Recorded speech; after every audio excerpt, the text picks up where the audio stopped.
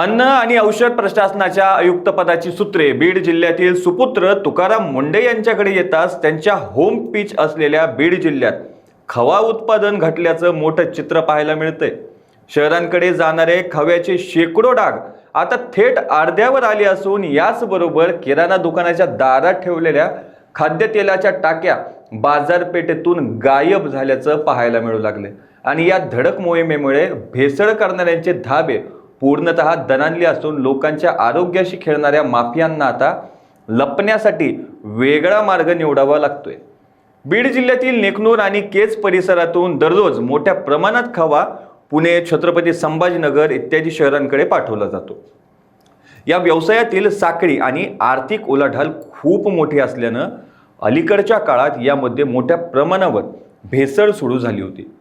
खवा बनवण्यासाठी केमिकलचा सर्रास वापर केला जात होता, मात्र आतापर्यंत या विभागाचे याकडे अर्थपूर्ण दुर्लक्ष असल्याने हा भेसळयुक्त खवा मिठाईच्या माध्यमातून बिनधास्तपणे नागरिकांच्या ताटात जात होता आणि लोकांच्या आरोग्याशी खेळ मांडला जात होता।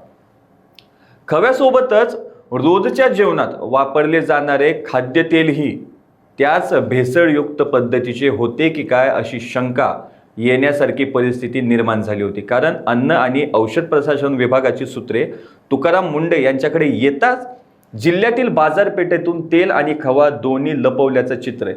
शेकडो खव्याचे डाग अर्ध्यावर आल्याने यातील भेसळीचं प्रमाण स्पष्ट होत आहे, तर दुकानाच्या दारातील तेलाच्या टाक्या गायब झाल्याने या भेसळीचा गोरखधंदा आतापर्यंत लोकांच्या जीवाशी कसा खेळत होता हे समोर आलंय।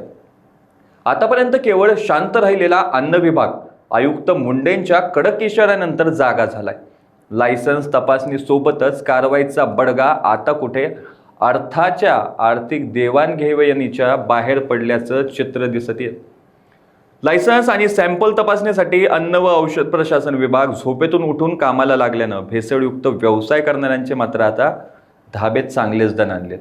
अशाच ताज्या अपडेटसाठी लोकाच्या टीव्हीला सबस्क्राईब करा आणि लाईक करायला विसरू नका।